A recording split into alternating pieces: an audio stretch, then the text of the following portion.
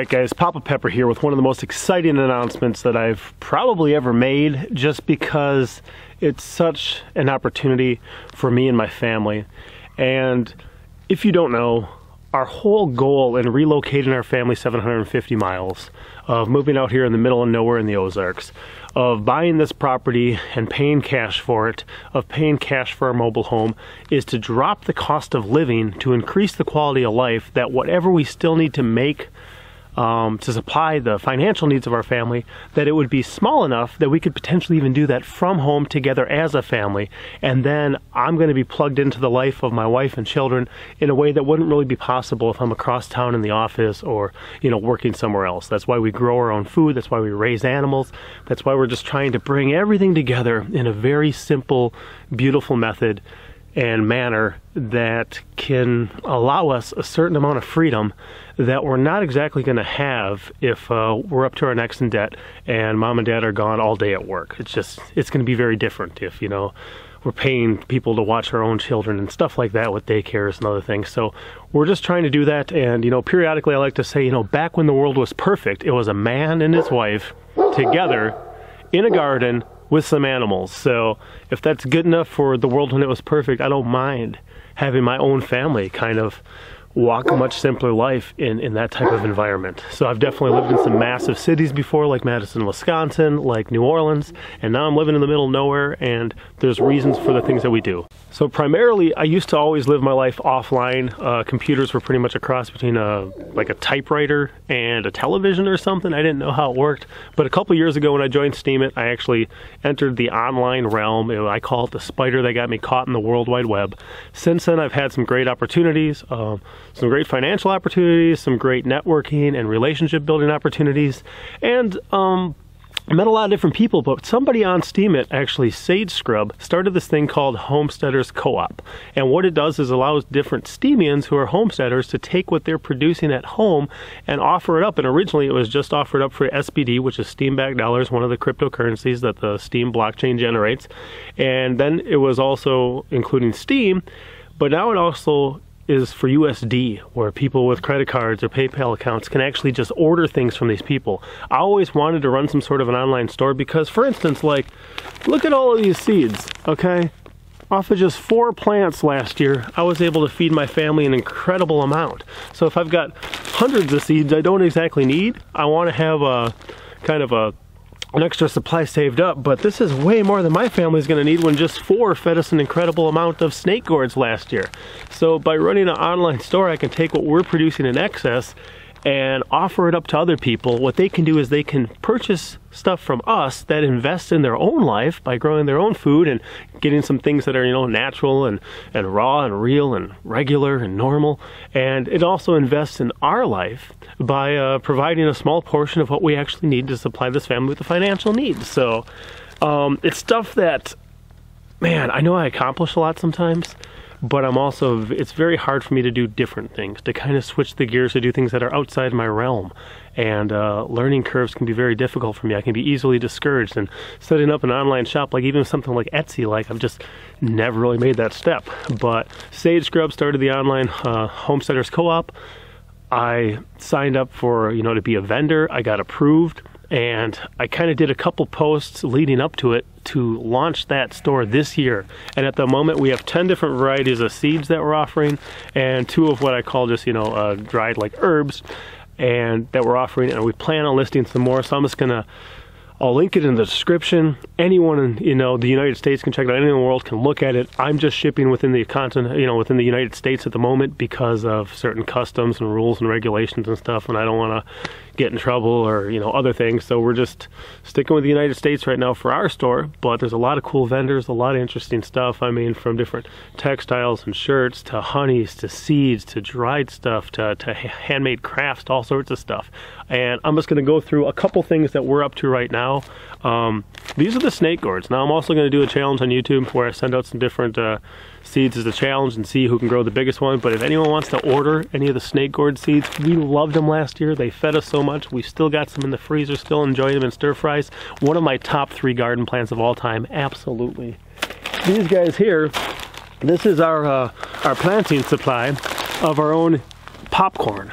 So we've been growing popcorn now for 3 years already. We have a blend of them. They're mixed. It's strawberry popcorn, Indian berries, and a Japanese hulless. So you never know what you're going to get when you open them up. It's so much fun. Monster Truck, my 5-year-old boy, planted his own crop this year and got to enjoy, you know, watering it, watching it grow up, harvesting it, the whole thing. And if you've never grown your own popcorn, it's so amazing. And like I said too, when you got different shapes, sizes, and colors, it's so much fun just to sit there and like unwrap a present and you don't know what's inside. You know it's popcorn, but you don't know what color, what kind of pattern. You know, you can kind of feel the shape, but just to see it, it's incredible. So we're offering those in our store. We're also taking things like ghost peppers, okay? Dried ghost peppers, which are 3 times hotter than a habanero, can retain their full heat for up to a year. We're selling these in our store a little bit, just sprinkled on stuff. Goes a long way. You can drop them in when you're pickling things like eggs or pickles, and it just kind of brings this whole spice level up, like incredible. These guys, the toothache plants, okay? These are the flowers from the toothache plant. Those guys are crazy. There's different things that they do in your body that can boost your immune system. They're just a numbing effect when you chew on them. And for people with really bad sore throats or toothaches, hence the name toothache plants, just to have it as a nice, natural, non-pharmaceutical opportunity to have a temporary remedy to take care of the ailment you're having. We definitely like growing them. Definitely been blessed with the crop we had this year. Definitely saving some for our family in the future, and if we never get to plant them again, we'll still have some. But we've got enough to share. And again, I'm not providing any nutritional or dietary or medical advice. Do your own research, especially when you're dealing with different herbs and stuff like that. But if you want to check some out, we've got some available in our store. We're also doing things like, for me, if I'm going to put especially a seed and sell it to people that I know or don't know, I want to be able to vouch for that thing.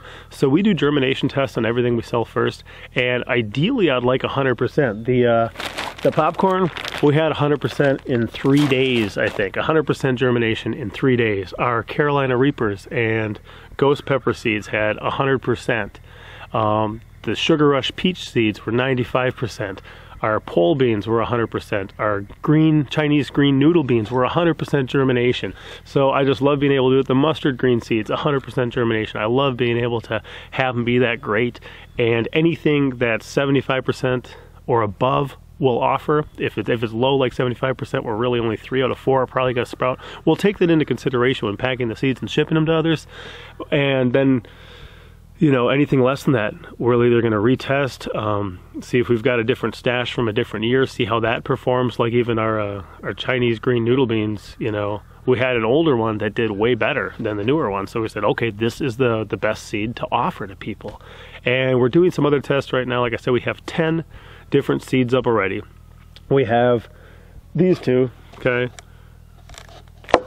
The toothache plant and the dried ghost peppers. And then we're doing germination tests and other things. For instance, the kiwanos, okay? The African horn jelly melon. I've got a ton of seeds here, and we're doing germination tests on that right now. Hopefully that works out. I'm doing germination tests on the Malabar spinach. Malabar spinach would be another of my top 3 all-time garden plants to grow. Doing germination tests on that right now. We've got things like our feed scoop gourds, okay? I love growing these gourds. I mean, you could use them as birdhouse or other things too, but we use them as feed scoops. We grow these, a bunch of them growing a thing. You cut them off, take your seeds out, then you can, plant them for the next year, or put them on an online store, right? And we just scoop our feed the rabbits, feed the ducks, feed our poultry, stuff like that. And if one breaks, then you compost it. It's so green, so natural, so easy. These are one of the more ornamental ones we're going to be offering. We do also have the birdhouse seeds on there.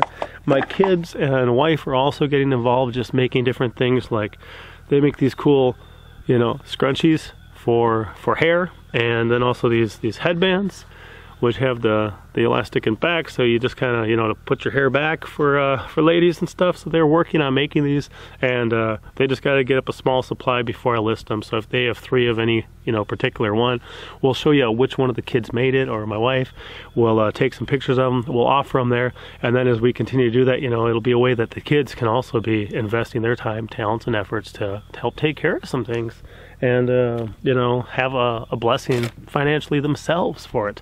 And then I'm also looking at different things, like I still got a bunch of potatoes. We're going to be listing those, and these are one of the ones that are going to have an increased shipping charge. But I think what I'm going to do is just put it up for like, you know, 20 bucks shipping, but sell them for like, you know, $2 a piece. Because then if somebody actually orders, I think that's how it was when I ordered them. I paid a bunch for shipping, but they were relatively cheap, and they're still reproducing and doing great. But, you know, especially anyone across the southern United States, if you're in South Florida or South Texas, these can grow year round out there. I remember just even running into one at the Gladys Porter Zoo that was just taking over a whole area. It was just growing there down in Brownsville, Texas. But the dragon fruit, you know, pitaya, an incredible, healthy, great food to grow. Worth the effort, I think, in my life to keep them in pots and move them in for the winter and then move them back out in the spring. We'll be working on, you know, getting up some sort of greenhouse with a rocket mass heater and some geothermal in there that can maybe take care of them year round.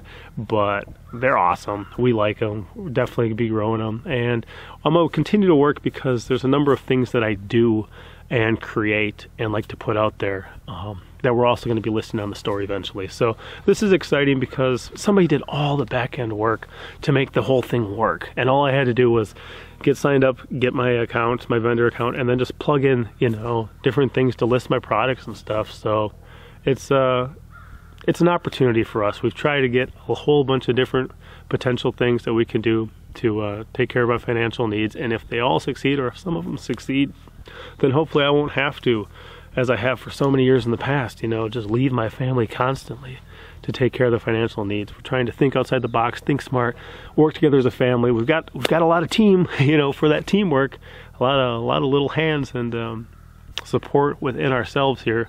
And it's just kind of part of the whole goal coming together. So check out my store on the Homesteaders Co-op. Feel free, you know, to support. If there's any of these seeds you're going to pick up anyway, feel free to pick them up from us. Support us, and, you know, invest in your own self by growing your own food and checking these things out. So it's exciting for me. Definitely stoked about it, and so happy to say I was going to release it this year and get the store opened on January 1st. It's the second now when I'm recording this, and we'll see how it does. But what we want to do is just find those different things to do, and then also to make the, you know, the connections. I've been to different people's places where they're growing things that came from me, you know, originally, and it's just nice to see it kind of spread out into the world and be like, wow, and to play a role in the health and nutrition and diet of others, I think is a precious thing. So check it out, guys. I appreciate your time. Thanks for being here and supporting me and encouraging me. Be blessed, every one of you, and I'll see you next time. Papa out. As always, I'm Papa Pepper, and I'd like to remind you, don't post for free. If you'd like to be part of a revolution in social media, an economic power to the people where users can actually blog for cryptocurrency, then I'd recommend that you check out steemit.com and join the revolution. Papa out.